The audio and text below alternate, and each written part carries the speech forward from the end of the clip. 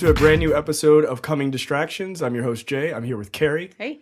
All right, guys, we're here to talk about The Hitman's Bodyguard. This is the 2017 action comedy film. Is that what it is? Yeah, I guess that's sort of fair. Okay. That's what I would put it in. Executive protection agent. You're the most wanted hitman in the world. It's my job to keep you alive. And how'd that go? Hard to tell.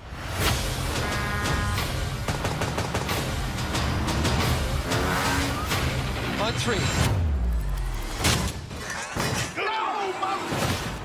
I did not see this movie. Carrie, you saw this movie starring Nick Fury and Deadpool, which is basically how they should have marketed this movie. What did you think overall? I thought it was a perfectly okay action movie. There wasn't anything egregiously bad about it, but there wasn't really anything spectacular about it either. This is like what I'm hearing is this is like a fairly forgettable movie. Yeah, and I think it's one of those movies where people are going to remember the trailer more than the movie itself. Because when the trailer came out, everyone was like, oh, this is going to be awesome. Because it's Ryan Reynolds and Samuel L. Jackson. And haha, they put I Will Always Love You on the trailer because referencing the Bodyguard. The 1990 movie, The Bodyguard. Whitney Houston and yeah, Kevin Costner. I regret to inform you that there is not a single sequence in this movie that actually uses Whitney Houston as the soundtrack. Because they probably did not want to pay for it. No, that is my not. guess. Because what's the budget for this? Is $30 million? Yeah. Yeah, I bet that Whitney Houston money is probably pretty expensive. So an out of 5 score? I'm giving it a 3. Okay. Is it a movie you'd recommend? Like, hey, if you like these two actors, kind of go see it? I think this movie only works if you like both of these actors. Like, I don't think this is a movie that would have been greenlit for full production had they not cast these two in the lead roles. Because their chemistry is really good. I could believe that. So, like, they play really well off of each other, but I don't know that this movie would have worked with two other dudes. Yeah. You know? It feels like a movie that should have probably had a $9 million budget. Like, if it didn't have huge stars. Yeah. Like, I feel like those two, their salaries were probably 60% of the budget, and the rest were like, to guns. Like, that's kind of what it looks like. You know, there isn't really a single action sequence that I find particularly memorable. And there's a lot of action. There's not a ton of downtime.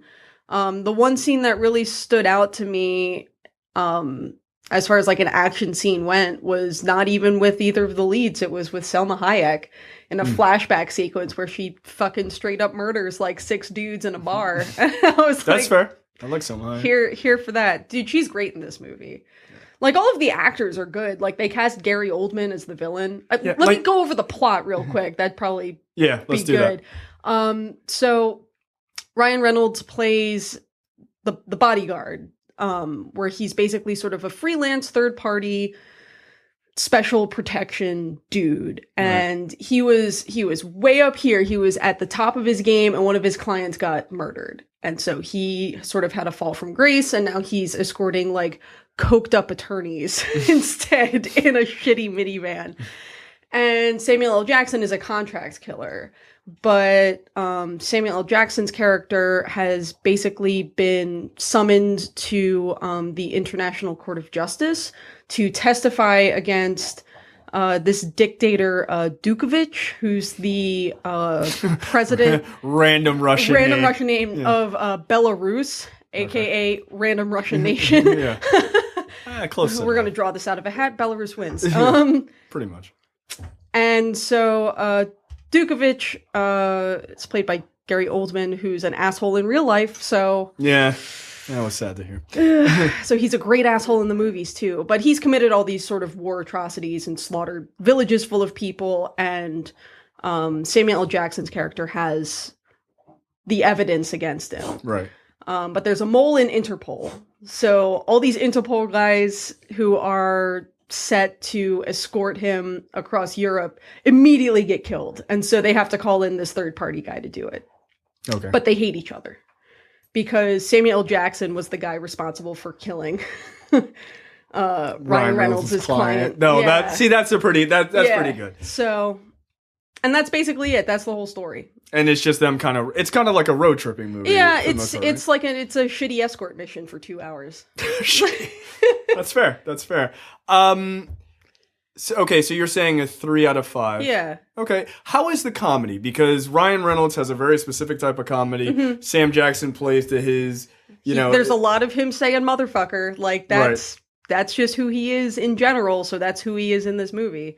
It feels like the trailers to me, it doesn't feel like either one of them are acting. It's just the two of them being the hyper version of themselves. That's I would say that's kind of accurate, I like both those guys. Like, so my normal scale for like really mediocre movies is it's a movie that I would watch while folding laundry on a Saturday. It sounds like that's what this is. Yeah. I don't know that I would have... Maybe I would have spent money to see this because I liked the trailer when the trailer came out. Right. But if I had spent money on this, I think I would have been a little pissed off afterward, It's something where it's a perfectly fine action movie. It's going up against Logan Lucky this weekend, which is getting great which I hear reviews. Is getting spectacular reviews. Yeah. So good luck. Yeah, good luck. But hey, they might do well just because of their leads. So. All right. So there you go. That is The Hitman's Bodyguard. 3 out of 5 stars. Yep. Okay, guys. We'll see you next time on Coming Distractions. Thanks.